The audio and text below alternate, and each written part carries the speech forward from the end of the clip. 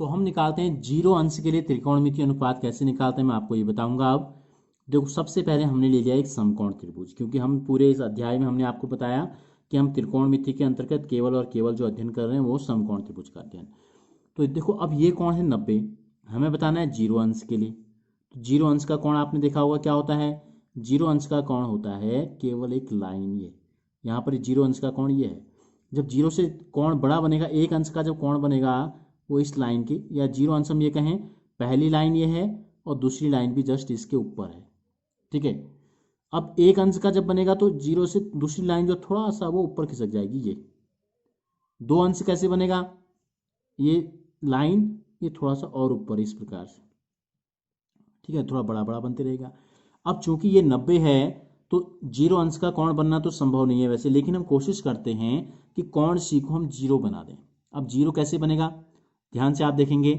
हम क्या करेंगे, इस कोण को, भाई हमने कहा ये जीरो था, ये एक था, ये दो था, और हम थोड़ा और बना दें, माना ये 3 हो गया है। अब हम जीरो करेंगे तो क्या करेंगे, इनको नीचे की तरफ लाएंगे। तो वही काम हम यहाँ भी करते हैं। हम इस ए सी जो सी से ए की तरफ जो दिखाई भुजा आपकी गई है, इसको ऐसे धीरे धीरे नीचे को लाएंगे। ठीक है, ये कोण, ये दो भुजाएं हमने कहा एक के ऊपर एक होती हैं, तो हम ये भुजा सी से ए की जो भुजा आपको ये दिखाई दे रही है, इसको ऐसे नीचे की तरफ लाएंगे धीरे धीरे धीरे। कब तक, जब तक ये जस्ट ये इसी के ऊपर ना आ जाए। ठीक है, तो देखो फिर हम एक त्रिभुज छोटा करते हैं इसको।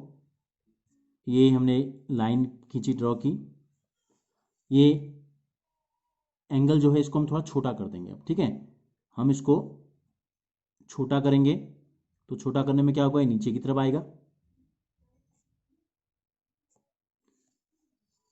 ये थोड़ा और छोटे नीचे आ गया, हमने ये कल्पना कर ली कि ये थोड़ा छोटा हो गया इससे। ठीक है, और हम छोटा करते हैं इसको तो क्या होगा, हाथ से बनाते हैं, देखो ये और ये हो गया, ये थोड़ा और नीचे की तरफ आ गया। ठीक है, ये थोड़ा और नीचे की तरफ ऐसे आ गया, फिर और छोटा हो जाएगा तो और नीचे आ जाएगा। देखो ये कोण जो है ये कॉमन है, ये 90 ही रहना है, क्योंकि हमको समकोण त्रिभुज में हम अध्ययन कर रहे हैं। और ये धीरे धीरे क्या होगा, ये जो भुजा है और नीचे आ जाएगी, और अंत में हम ये कल्पना करते हैं कि ये भुजा इसके ऊपर आ गई, जस्ट ये इस आधार पे।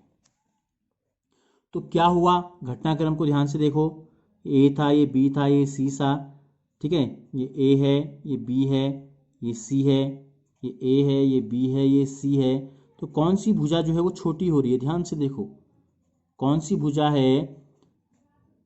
बाकी देखो B C B C B C B C B C तो सब में फिक्स है।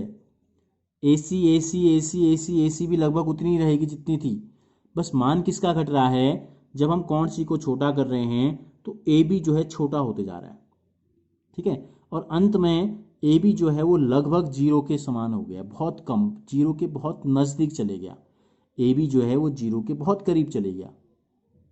और तब ए सी का मान क्या है, तब ए सी जो है बी सी के ऊपर फिट आने लग गई। तो जब सी का मान जीरो हो रहा है और कोण सी जो हो रहा है वो जीरो हो जा रहा है लगभग। ठीक है, ए बी, ए और ए जो है वो बी के ऊपर फिट आ जा रहा है, हम ये कह सकते हैं धीरे धीरे। जब हम इसको नीचे की तरफ लाए तो ए बी भुजा, अब ए बी क्या है सी के लिए, सी के लिए जो ए बी है वो क्या है, लंब है। आधार और कर्ण एक जैसे हो गए। देखो बी सी क्या है, आधार, और ए सी क्या है, कर्ण। तो कर्ण जो है हमने कहा आधार के ऊपर फिट आ गया, ये कर्ण है, ये आधार है, और ये वाली जो भुजा थी ये लंब थी। तो क्या हो गया, लंब जो है वो लगभग शून्य हो गया, और आधार और कर्ण जो है वो बराबर हो गए। ठीक है, तो अब हम निकालते हैं जीरो के लिए त्रिकोणमितीय अनुपात क्या होगा। तो साइन जीरो कितना हो जाएगा, देखो साइन जीरो क्या होता है, साइन जीरो ये होता है लंब बटे कर्ण। ठीक है, लंब कितना है, जीरो, लंब है जीरो, और कर्ण का मान हमें कुछ भी पता नहीं है। ठीक है, कुछ भी हम मान रख लें, हम कुछ भी मान रख सकते हैं। आधार और कर्ण माना दोनों, थोड़ी देर के लिए हमने कल्पना कर ली ए हैं दोनों। ठीक है, तो जीरो बट्टे ए, तो जीरो में किसी संख्या का भाग देंगे तो क्या आता है, देखो जीरो में एक का भाग दे रहे हैं माना हम, तो एक गुणा जीरो, जीरो एक बार गया। अगर हम जीरो में 10 का भाग दें तो 10 गुणा जीरो, जीरो, तो वो भागफल क्या आता है, जीरो। तो साइन जीरो का मान हो गया जीरो, साइन जीरो का मान क्या हो गया, जीरो हो गया। अब देखते हैं कॉस जीरो का मान क्या होगा। कॉस जीरो होता है आधार बट्टे कर्ण। हमने यहां बताया आधार और कर्ण दोनों क्या है, बराबर हैं, तो ए बट्टे ए, तो यानी कि कॉस जीरो का मान एक हो गया। अब टेन जीरो का मान निकालते हैं। टेन जीरो, टेन का मान होता है लंब बट्टे आधार। अब लंब कितना है, जीरो, आधार कितना है, ए हमने मान लिया,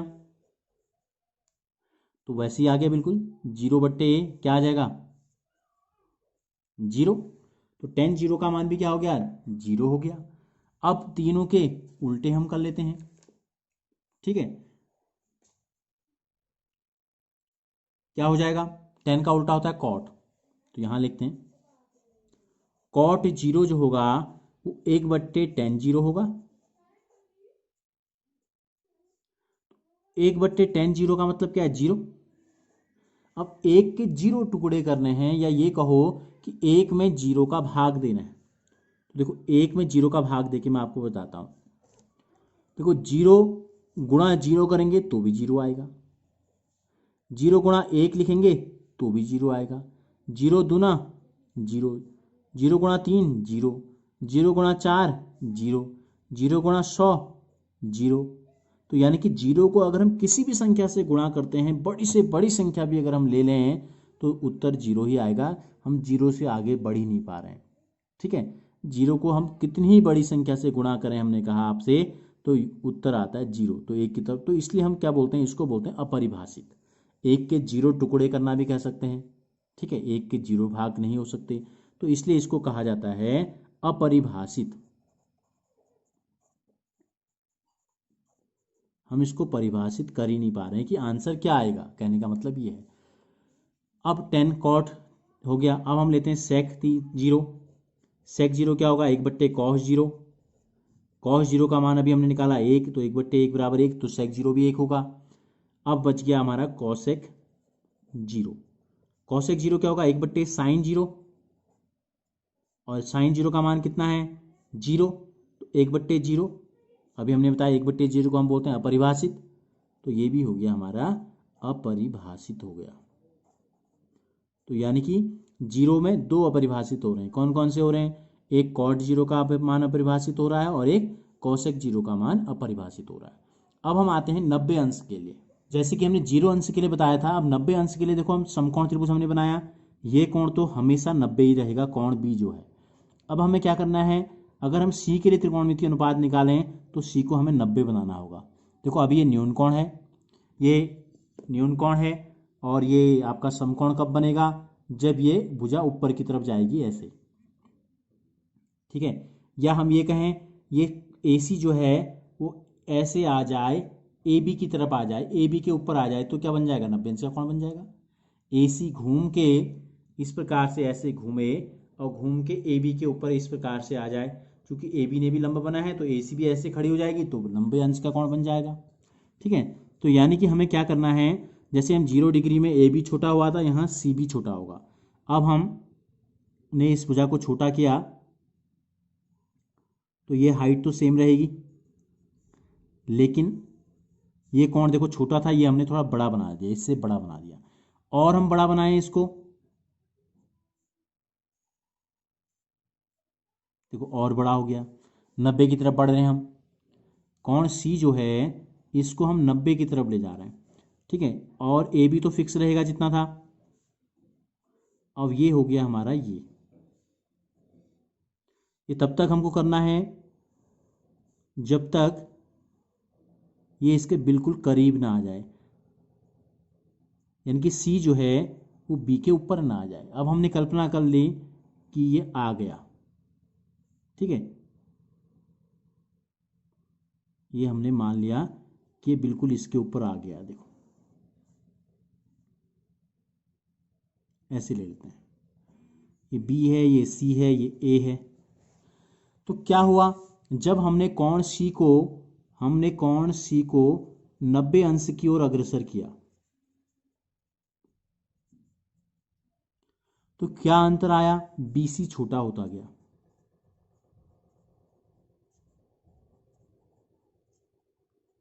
आपको चित्र में दिखाई दे रहा है।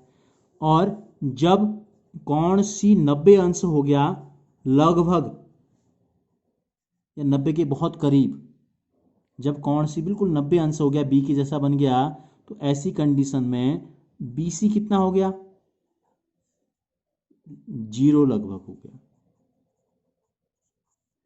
ठीक है, ऐसी कंडीशन में जब कोण सी 90 अंश बन गया, ये वाला धीरे धीरे धीरे क्या हुआ, देखो सी बी के करीब आया, और ये 90 कब बनेगा, जब सी बी के ऊपर फिट हो जाएगा।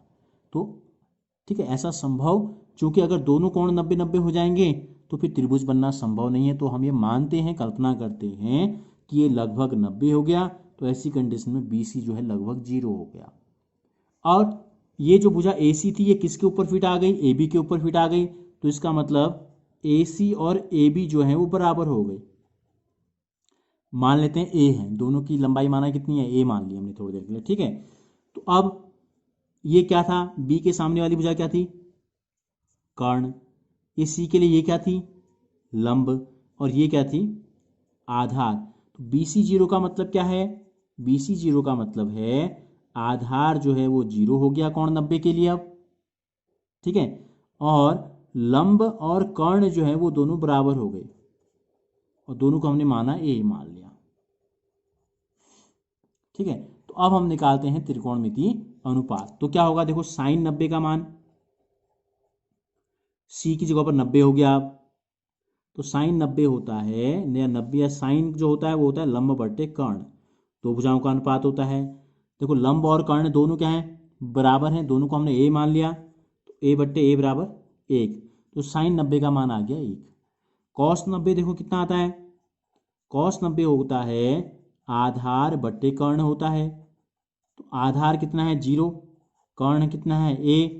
तो 0 में जब हम A का भाग देंगे, अभी हमने आपको 0 में भी हमने जब बताया था तब बताया था, तो 0 में अगर हम A का भाग देंगे तो A गुणा 0 0, A एकम एक A हो जाएगा, तो 0 आता है, उत्तर कितना आता है, 0 में जब भाग देंगे 0। तो कॉस 90 का मान 0 हो गया। टेन 90 का मान देखो ये होता है, टेन 90 होता है लंब बट्टे आधार। तो लंब का मान A है और आधार का मान कितना है 0 है। तो 0 से जब हम भाग देंगे, तो अभी मैंने आपको 0 अंश में जब बताया था तो हमने बताया था कि हम इसको बोलते हैं अपरिभाषित। ठीक है, क्यों, क्योंकि 0 को कितनी बड़ी से बड़ी संख्या से भी अगर गुणा करें तो A लाना कभी भी संभव नहीं है। ठीक है, तो इसलिए क्या बोलते हैं, इसको बोल देते हैं अपरिभाषित। टेन 90, कॉट 90, कॉट 90 जो होगा वो क्या होता है, 1/10 90 के बराबर होता है। तो यानी कि 10 90 का उल्टा भी कह सकते हैं, ये कितना है A/0 था, तो इसको 0/A कर देंगे तो ये 0 आ जाएगा, जैसे हमने यहाँ किया था 0/A बराबर 0। सेक 90 में आते हैं, सेक 90 ये होता है 1/cos 90। ठीक है, तो 1/cos 90 का मान कितना आया था 0, 1/0। 1/0 क्या होगा, जैसे हमने A/0 किया वही 1/0 है। तो 0 से किसी संख्या को भाग देते हैं तो इसको हम परिभाषित नहीं कर सकते कि कितना आएगा। अब क्या बच गया, कॉसेक 90 बच गया। तो कॉसेक 90 क्या होगा, कॉसेक 90 होगा साइन 90 का व्युत्क्रम, 1/sin 90 बोलते हैं इसको, और साइन 90 का मान आया है 1, तो 1/1 कितना हो जाएगा 1। तो इस प्रकार से ये 6 त्रिकोणमितीय अनुपात हमने निकाले कोण 90 के लिए। तो जितने भी त्रिकोणमितीय अनुपात हमने आपको बताए थे 0, 30, 45, 60 और 90, तो प्रत्येक के लिए हमने 6 त्रिकोणमितीय अनुपात आपको बता दिए हैं। अब हम इन सबको एक तालिका के रूप में आपकी किताब में दिया गया है। ठीक है, तो जितना आप प्रैक्टिस करेंगे सवालों को हल करने की, उतने आपको ये जो है याद होते रहते हैं। अभी लेकिन आपको निकालना सीखना बहुत ज़रूरी है।